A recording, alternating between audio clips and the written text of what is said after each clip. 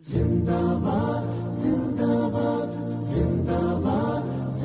کو قتل کر دیا۔ صحابہ کرام موجود تھے، سارا منظر دیکھ رہے تھے۔ صحابہ کرام کہتے ہیں قسم اس ذات کی جس نے انہیں حق کے ساتھ شہید کیا۔ حضور نے فرمایا اے میرے صحابہ وہ شہید نہیں ہوئے اس لیے کہ ان کی نیت مال و اسباب کی تھی، شہادت کی نہیں تھی۔ اس حدیث سے پتہ چلتا ہے کہ جس کی نیت ہو شہادت کی وہ شہید کہلاتا ہے۔ اور مسلم شریف کی حدیث ہے، حضرت سہل بن حنیف رضی اللہ تعالیٰ عنہ سے حدیث کے راوی ہیں۔ آپ فرماتے ہیں نبی پاک علیہ الصلوۃ والسلام نے فرمایا جس کو شہادت کا شوق ہو اللہ اس کو شہیدوں میں لے جائے گا، اگرچہ اس کا انتقال بستر پر ہی کیوں نہ ہو۔ اور خود ہمارے نبی پاک علیہ الصلوۃ والسلام کو شہادت کا کتنا شوق تھا، بخاری شریف کی حدیث پڑھ کر دیکھو۔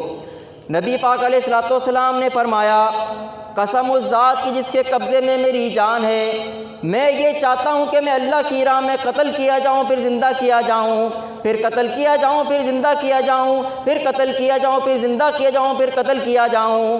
تو اس حدیث سے پتہ چلا کہ حضور علیہ الصلوۃ والسلام کو شہادت کا شوق تھا، اور جس کو شہادت کا شوق ہو اللہ اس کو شہداء میں شمار فرماتا ہے۔ تو پتہ چلا کہ یہ شہادت کی جو نعمت ہے یہ حضور علیہ الصلوۃ والسلام کے دامن میں موجود ہے، اور شہداء کو جو شہادت مل رہی ہے وہ حضور علیہ الصلوۃ والسلام کا صدقہ ہے۔ لیکن سوال پھر یہی قائم ہوتا ہے کہ حضور علیہ الصلوۃ والسلام تو زندہ رہے تو پھر یہ امر کیسے تکمیل کو پہنچے گا؟ چنانچہ یہ سعادت حضرات حسنین کریمین کے حصے میں آئی کہ آپ حضور علیہ الصلوۃ والسلام کی شہادت سری اور جہری کا مظہر ہوئے ہیں، اور انہی حضرات نے حضور علیہ الصلوۃ والسلام کی شہادتوں کا اتمام فرمایا۔ چنانچہ مشکات شریف کی حدیث ہے، حضور علیہ الصلوۃ والسلام نے فرمایا، نبی پاک علیہ الصلوۃ والسلام نے فرمایا ان الحسن والحسین ہما ریحانتی من الدنیا۔ نبی پاک علیہ السلام نے فرمایا یہ حسن و حسین دنیا میں میرے دو پھول ہیں۔ اور یاد رکھیں کہ پھل اور پھول میں جو حسن و جمال ہوتا ہے وہ اصل کا ہوتا ہے۔ چنانچہ ان حضرات کو حضور علیہ الصلوۃ والسلام سے یعنی اصل سے جمال کا فیض بھی ملا ہے اور کمال کا فیض بھی ملا ہے۔ چنانچہ حضرت علی المرتضیٰ شیر خدا رضی اللہ تعالیٰ عنہ آپ فرماتے ہیں کہ حسن پیشانی سے لے کے سینے تک نبی پاک علیہ السلام کے مشابہ ہیں، اور آپ فرماتے ہیں کہ حسین سینے سے لے کر نیچے تک نبی پاک علیہ السلام کے مشابہ ہیں۔ اور اسی کی ترجمانی اعلیٰ حضرت نے کیا خوب فرمائی۔ اعلیٰ حضرت فرماتے ہیں ایک سینے تک مشابہ ایک وہاں سے پاؤں تک، ایک سینے تک مشابہ ایک وہاں سے پاؤں تک، حسن سبتی ان کے جاموں میں ہے نیما نور کا۔ تو حضور علیہ الصلوۃ والسلام کی دونوں شہزادے حضور کے مشابہ ہیں۔ جس طرح ان حضرات حسنین کریمین کو مظہر کمال مصطفیٰ حاصل ہوا، اسی طرح یہ مظہر جمال مصطفیٰ کے بھی پیکر ہیں۔ اور یہ دونوں حضرات حضور کی حدیث کے مطابق رسول اللہ کے پھول ہیں۔ یاد رکھو پھل لگتا ہے پھول کے اندر، اور پھول کے حسن و جمال کا سبب درخت ہوا کرتا ہے۔ یہ دونوں نبی پاک علیہ الصلوۃ والسلام کے پھول ہیں۔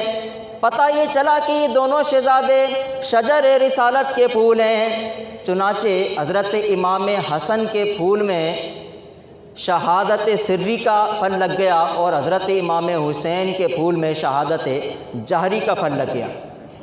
اللہ نے یہ شہادت انہیں عطا فرمائی، اور یہ دونوں ہی حضرات حضور علیہ الصلوۃ والسلام پر جو قربانیاں باقی تھیں جس کا میں نے ابتدا میں ذکر کیا تھا، یہ دونوں حضرات ان قربانیوں کا اتمام بھی کرنے والے ہوئے اور حضور کی شہادتوں کا اظہار بھی کرنے والے ہوئے۔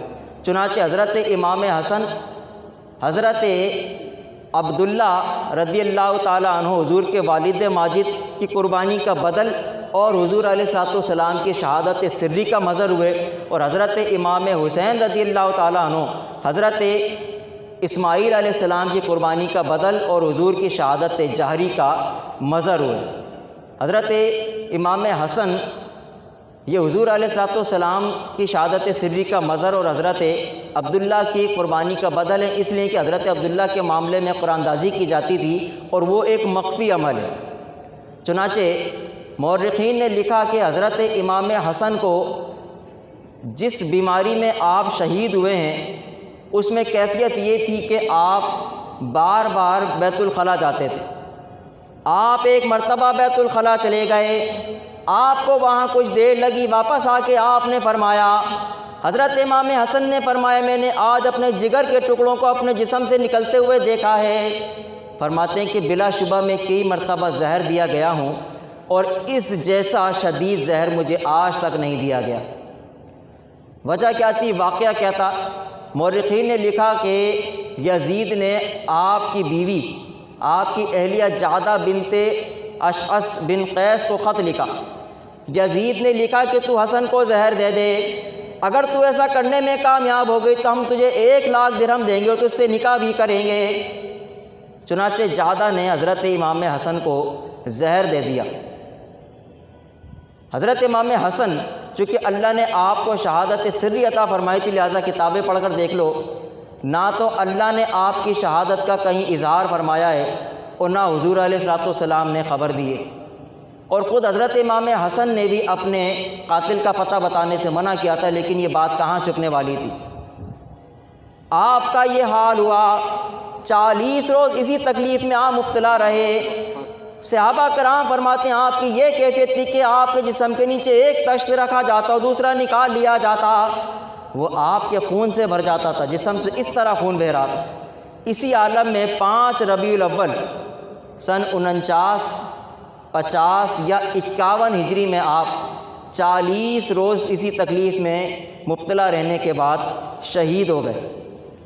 جعدہ نے یزید کو خط لکھا، جعدہ نے لکھا کہ میں نے اپنا کام پورا کیا، اب تیری باری ہے، تو بھی اپنا وعدہ پورا کر۔ یزید نے کہا کہ ہم نے تو تجھے حسن کے لیے پسند نہیں کیا، ہم تجھے اپنے لیے کیسے پسند کر سکتے ہیں؟ وہ زیادہ بے وقوف تھی کہ اس نے سیدہ یہ اہل جنت کے، جو حضور نے حدیث بیان فرمائی کہ حسن اور حسین اہل جنت کے، یہ نوجوانان اہل جنت کے سردار ہیں، تو اس نے جنت کے سردار کو تو زہر دے دیا اور دنیا کی طمع اور لالچ میں آ کر اس نے یزید کی بات مان لی، تو اس کا اللہ نے حال یہ کیا کہ نہ خدا ہی ملا نہ وصال صنم، نہ ادھر کے رہے نہ ادھر کے رہے، تو اس کے ہاتھ نہ دنیا آئی نہ آخرت آئی۔ حضرت امام حسن یہ حضور علیہ الصلوۃ والسلام کی شہادت سری کا مظہر اور حضور علیہ الصلوۃ والسلام کے ذمے جو قربانی باقی تھی حضرت عبداللہ رضی اللہ تعالیٰ عنہ کی، اس کا بدل ہیں، اور حضرت امام حسین رضی اللہ تعالیٰ عنہ حضرت اسماعیل علیہ السلام کی قربانی کا بدل اور حضور علیہ الصلوۃ والسلام کی شہادت جہری کا مظہر ہے۔ انشاءاللہ کل حضرت امام حسین رضی اللہ تعالیٰ عنہ کی شہادت کے چیدہ واقعات آپ حضرات کی گوش گزار کیے جائیں گے۔ اسی محبت اور شفقت کے ساتھ شرکت کیجیے گا۔ اللہ تعالیٰ سے دعا ہے کہ اللہ تعالیٰ ہمیں حضرت امام حسن رضی اللہ تعالیٰ عنہ کی رفاقت عطا فرمائے اور آپ کی شفاعت بھی ہم سب کو عطا فرمائے، آپ کے طریقے پر زندہ رہنے اور اسی پر ہم سب کو موت عطا فرمائے۔ وآخر دعوانا ان الحمد للہ رب العالمین۔